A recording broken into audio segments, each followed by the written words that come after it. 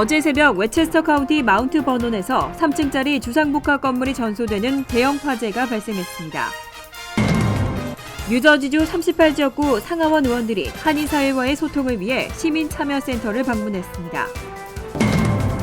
뉴욕 커뮤니티 트러스트 펀드가 KCS 정신건강 클리닉 센터 건립에 7만 5천 달러를 지원했습니다. 뉴욕주 내 식당에서 스티로폼 재질의 투구용기 사용을 금지하는 법안이 상정됐습니다. 시중에서 판매되고 있는 상당수의 할로윈 메이크업 제품에서 독성 화학물질이 검출됐습니다. 이상은 이 시각 주요 뉴스입니다. 여러분 안녕하십니까? KBN 뉴스입니다. 어제 새벽 웨체스터 카운티 마운트 버논에서 3층짜리 주상 복합 건물이 전소되는 대형 화재가 발생했습니다. 화재로 한인 세탁소를 포함한 5개 업소와 아파트 2세대가 전소됐는데요. 다행히 인명피해는 없었습니다. 경찰은 19일 새벽 1시께 웨체스터 카운티 마운트 버논에 위치한 3층짜리 주상 복합 건물에서 원인을 알 수 없는 화재가 일어났다고 밝혔습니다. 순식간에 인접한 상가로 불길이 번지면서 한인 세탁소를 비롯한 피자 가게와 런드로맷, 헤어살롱, 델리업소 등 5개 업소를 전소시켰습니다. 특히 델리업소와 아파트 2세대가 입주해 있는 3층짜리 건물이 완전 붕괴되는 큰 피해가 발생했습니다. 다행히 불이 나자마자 화재 경보기가 울리면서 아파트 주민들은 신속 대피하고 인명피해는 없었습니다.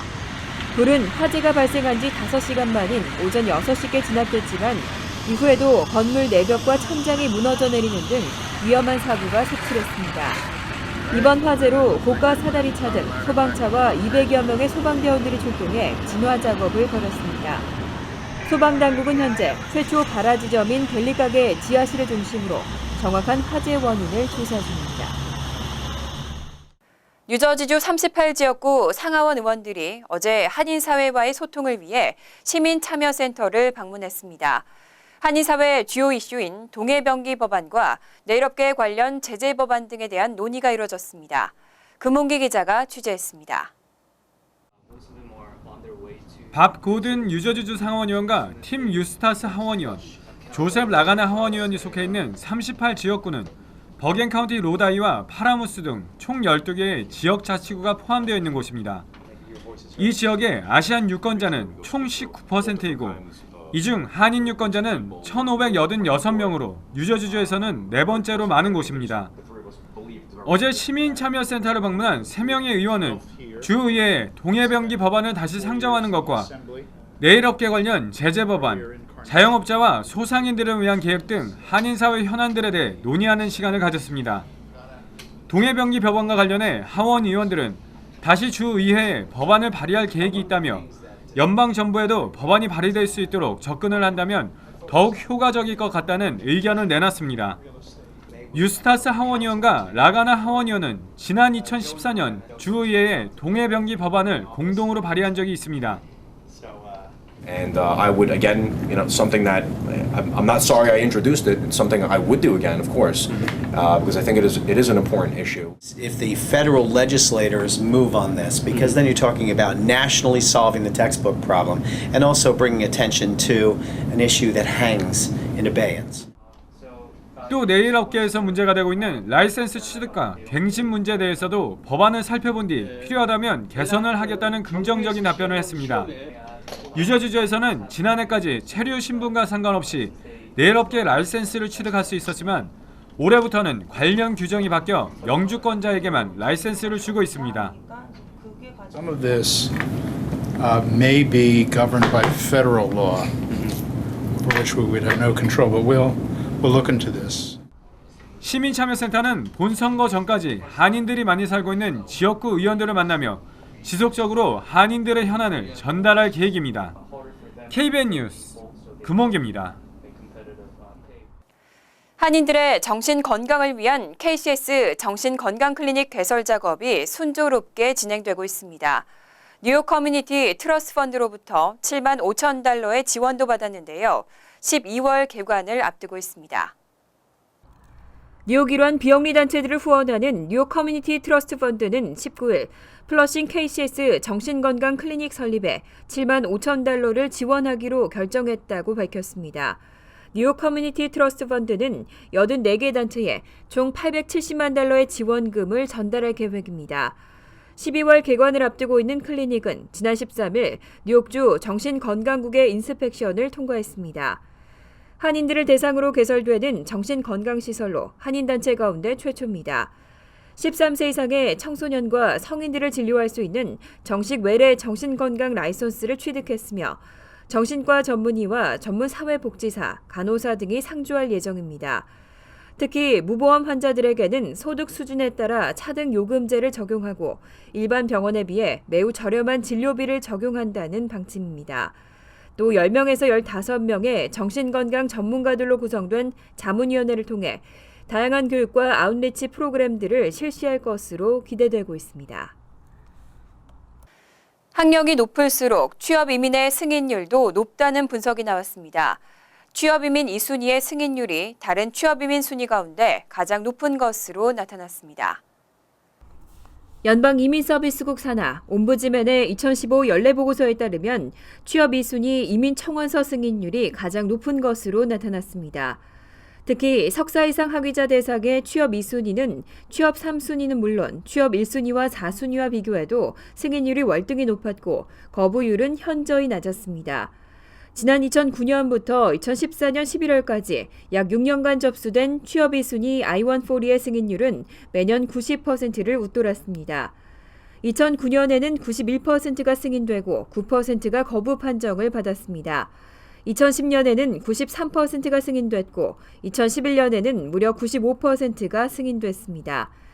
하지만 세계적인 저명학자나 기업인이 대상인 취업 1순위는 이 기간 78%에서 89%의 승인율을 나타냈습니다.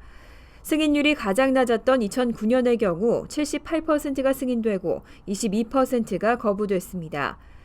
특히 취업 이민 중 가장 대기자가 많은 3순위는 거부율이 최소 89%까지 오르며 1순위보다도 승인율이 낮았습니다.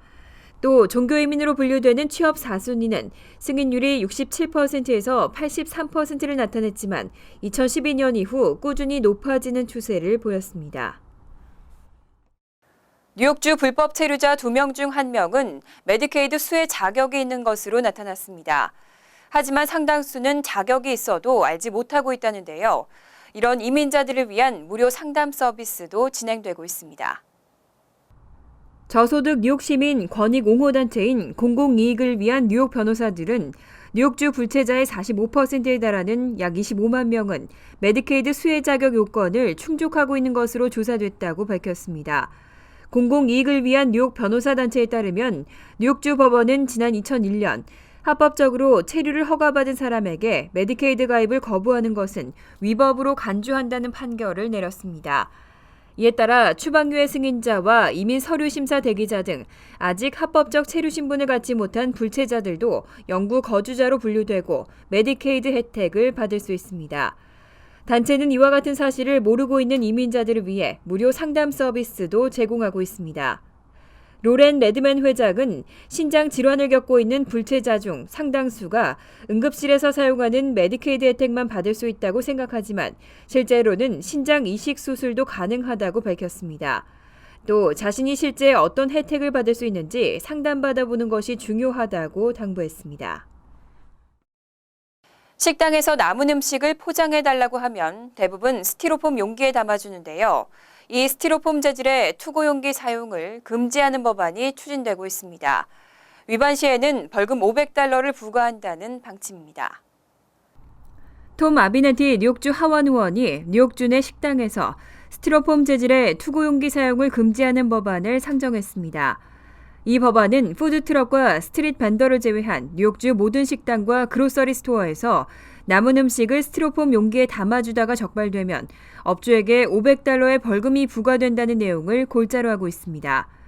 아비네티 의원은 스티로폼은 재활용이 아주 힘든 재질로 환경오염의 주범이라며 스티로폼 사용을 전면 금지하기 전에 우선 투고박스부터 단계적으로 시행해야 한다고 말했습니다. 아비네트 의원은 올바니 카운티에서는 2013년부터 모든 식당들이 자체적으로 투고박스 용기에 스티로폼 사용을 금지하고 지금까지 성공적으로 시행되고 있다고 밝혔습니다. 하지만 뉴욕주 레스토랑 협회는 투고용기만 스티로폼 사용을 금지한다는 것은 이치에 맞지 않다며 반발하고 있습니다. 뉴저지주 최대 한인 밀집 지역인 팰리세이즈 팍에서 범죄가 크게 늘고 있습니다. 지난 2달간 중범죄만 무려 59건에 달했고 총 범죄 건수도 늘었습니다. 최근 발표된 타운 법원의 통계를 분석한 결과 지난 7월부터 9월까지 팰리세이즈 팍에서는 59건의 중범죄가 발생했습니다. 지난해 같은 기간에 25건에 비해 136%나 증가했습니다. 경범죄도 68건으로 39% 늘었고 기타 범죄는 174건으로 8% 증가했습니다. 전체적으로 총 301건의 범죄가 발생해 지난해 같은 기간에 비해 28% 늘었습니다. 한편 리치필드에서도 중범죄가 26건이나 발생해 지난해보다 73% 늘었습니다. 반면 포트리와 레오니아 등 인근 한인 밀집 지역에서는 범죄가 다소 줄었습니다. 포트리는 지난 7월부터 9월 126건의 중범죄가 발생해 지난해 같은 기간에 302건에 비해 58% 줄었고 전체 범죄 발생 건수도 2,420건으로 9% 감소했습니다. 레오니아는 중범죄가 24건 발생해 지난해와 같았지만 기타 범죄는 11건으로 81% 줄었습니다. 버겐카운티 북부 지역의 경우 테너플라이에서는 30건의 중범죄가 발생해 지난해보다 30% 늘었고 크레스킬과 데마레스트에서는 11건과 8건으로 지난해보다 각각 8%, 300% 증가했습니다. 뉴욕시는 쥐와의 전쟁을 벌이고 있습니다. 갈수록 늘어나는 쥐 때문에 쓰레기통도 없애고 도로 쓰레기통도 모두 철제로 교체했습니다. 연 300만 달러가 쥐 박멸에 쓰이고 있지만 좀처럼 줄지 않고 있습니다. 쥐와의 전쟁을 벌이고 있는 시정부는 쥐들이 먹이를 공급받는 전철역 쓰레기통을 없애고 거리나 음식점의 쓰레기통을 쥐가 갉아먹을 수 없는 철제로 교체하고 있습니다. 민원전화 311에는 지난 2년간 연평균 2만 4천 건을 넘는 쥐 신고가 접수되고 있습니다. 특히 지난 겨울 폭설로 시내 도로변에 버려진 쓰레기가 제대로 치워지지 않으면서 쥐들이 번식하고 올해 신고가 더 급증한 것으로 조사됐습니다. 스캇 스트링어 감사원장은 보건국 공무원들이 지난 2년간 쥐 피해 신고에 더 신속하게 대처하지 못했다고 비난했습니다.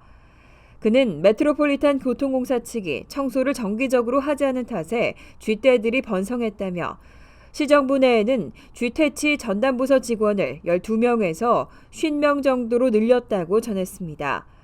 또 연 300만 달러를 쥐 박멸에 쓰고 있다고 덧붙였습니다. 보건국의 쥐 담당관 캐럴라인 브래그던 팀장은 도로변에 쥐 개체수를 종합해 쥐 지수 통계를 마련하고 쥐가 많이 출몰하는 빌딩을 감시하고 있다고 밝혔습니다. 할로윈 데이가 벌써 다음 주로 다가왔습니다. 어린아이들은 벌써 커스튬 준비와 분장에 기대가 한가득이지만 시중에 판매하는 할로윈 메이크업 제품 사용에는 각별히 주의를 하셔야겠습니다. 상당수 제품에서 독성 물질이 검출됐습니다. 찰스 슈머 의원은 할로윈을 2주 앞둔 18일 기자회견을 열고 어린이들이 많이 이용하는 할로윈 메이크업 제품에 대한 철저한 관리 감독을 요청했습니다. 슈머 의원은 상당수의 메이크업 제품이 독성 화학물질을 다량 함유하고 있다며 규제가 필요하다고 강조했습니다.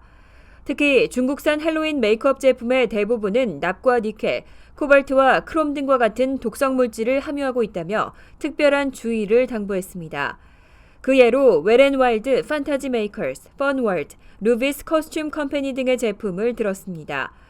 슈머 의원은 많은 어린이들이 매년 얼굴에 할로윈 메이크업 제품을 바르고 있지만 제품 포장에 성분이 제대로 표시되어 있지 않은 경우가 많다고 지적했습니다. 실제로 화장품 안전을 위한 비영리 단체 캠페인 for Safe Cosmetics가 조사한 10개 할로윈 메이크업 제품 모두에서 납을 비롯한 금속 성분이 검출된 것으로 확인됐습니다. 미 최대의 보험회사 중 하나인 올스테이트가 뉴저지 잉그루드에 새롭게 지점을 오픈했습니다. 올스테이트는 그랜드 오프닝 행사에서 지역 사회에 봉사하고 경제 활성화에 도움이 되는 보험회사가 되겠다고 밝혔습니다. 미국의 대표적인 보험회사 가운데 하나로 현재 1,700만 이상의 가구에 보험 상품을 제공하고 있는 올스테이트가 뉴저지 잉그루드에 문을 열었습니다. 올스테이트 잉그로드점은 한인뿐 아니라 지역 모든 고객들에게 수준 높은 고객 서비스와 맞춤형 서비스로 저렴한 가격에 보험 상품을 제공할 계획입니다. 포춘지 선정 100대 기업으로 튼튼한 내실을 다지고 있는 올스테이트에서는 생명과 자동차, 자산과 연금 등 13개 종류의 각종 보험 상품을 취급하고 있습니다. 잠시 후 KBN 뉴스가 계속됩니다.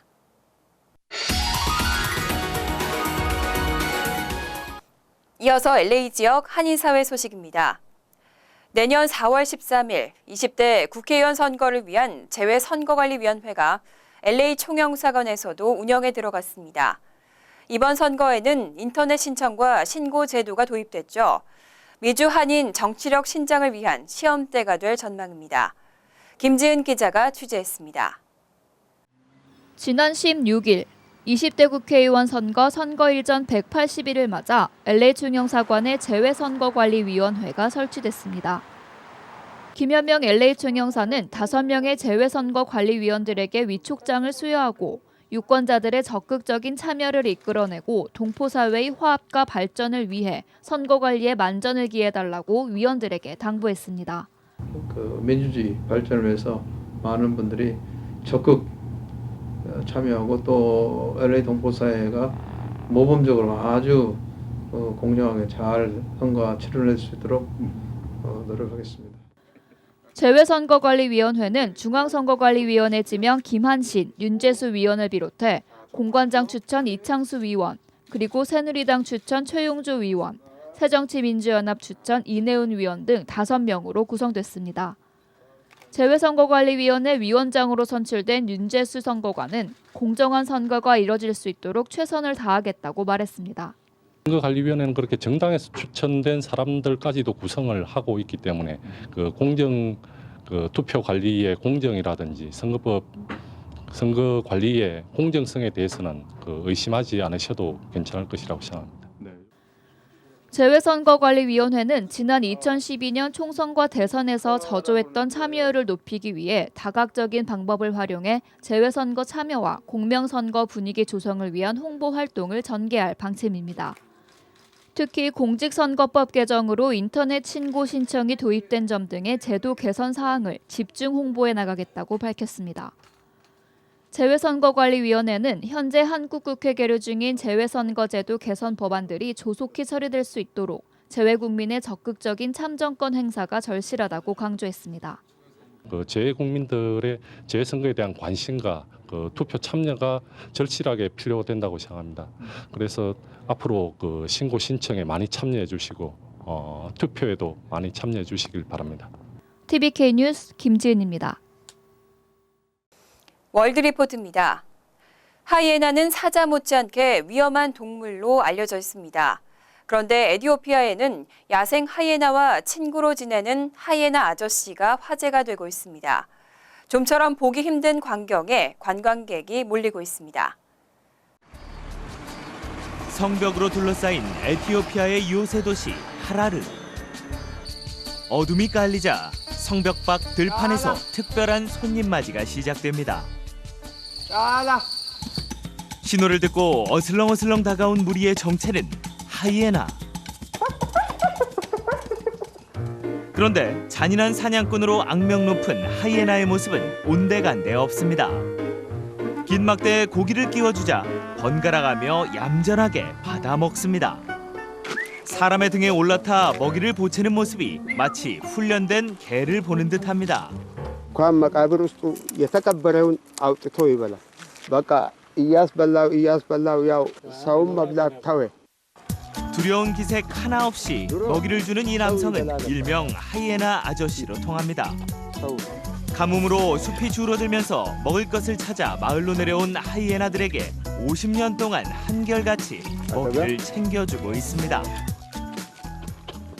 የኛ እርሻ ውስጥ ነበረ ውሻ አለን ለውሻ ልፋጭ ይገዛሉ ለሱም ይሰጡታል. 아저씨의 20살 된 아들도 아버지를 따라 하이에나의 친구가 됐습니다. 아들은 한술 더 떠 고기를 입에 문 채 하이에나와 장난을 치고 입을 맞추기까지 합니다. እንደዚህ አንድ ጊዜ አንድ ቀን ባይኔ ካላየው መተኛት አልችልም እነሱን 가축과 사람을 보호하려고 시작했던 아저씨의 하이에나 먹이주기는 이제 유명한 관광 코스가 됐습니다.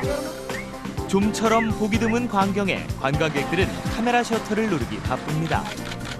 처음엔 멀찍이서 바라만 보던 관광객들은 하이에나의 얌전한 모습을 확인하고는 다가가서 직접 먹이를 주기도 합니다. በሚገርም ሁኔታ ነው። በጣም ፈርቼ ነበር። በጣም ሲያበረታቱኝ ነው ገብቼ በጥርሴ ቅድም እንዳያችሁት ስጋ የሰጠው ነው። 한때 하이에나를 유인해 창으로 죽이는 잔인한 사냥터였던 마을이 지금은 하이에나와 사람이 평화롭게 공존하는 공간으로 거듭나고 있습니다. 간추린 소식입니다. 저소득층 대상 뉴욕주 난방비 지원 프로그램 신청은 오는 11월 17일부터 내년 3월까지입니다. 론킴 뉴욕주 하원의원실은 매주 화수 목요일 오전 10시부터 오후 5시까지 플러싱 사무실에서 난방비 지원 프로그램 신청 대행 서비스를 실시합니다. 난방비 보조 프로그램은 최대 $650의 난방비와 최대 $3,000의 난방장치 교체비를 지원받을 수 있습니다.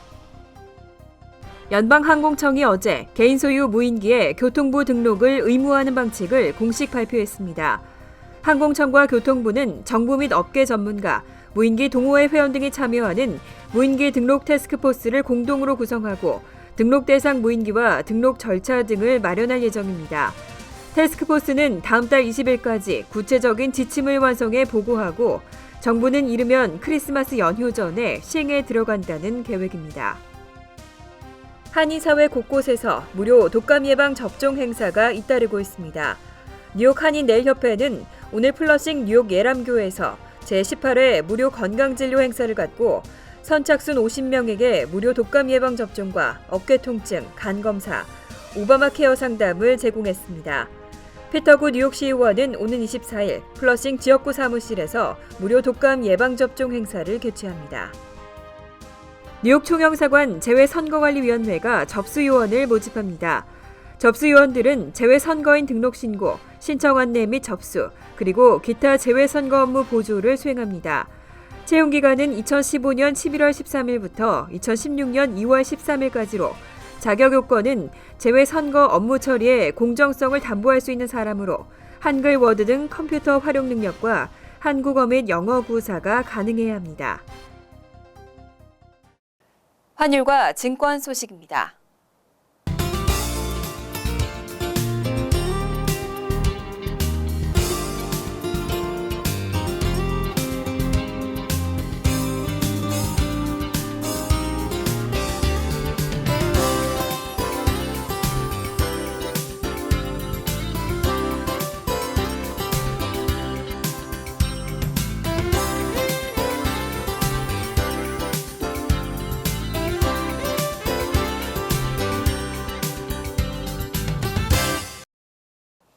이어서 날씨입니다. 수요일은 화창하고 따뜻한 날씨가 되겠습니다. 낮 최고 기온은 72도, 섭씨 22도, 밤 최저 기온은 53도, 섭씨 12도로 예상됩니다. 목요일도 화창하고 따뜻한 가운데 가끔 구름만 끼겠습니다. 금요일도 화창하지만 기온이 떨어지면서 춥겠습니다. 이상으로 KBN 뉴스를 마칩니다. KBN과 함께 즐거운 저녁 되시기 바랍니다.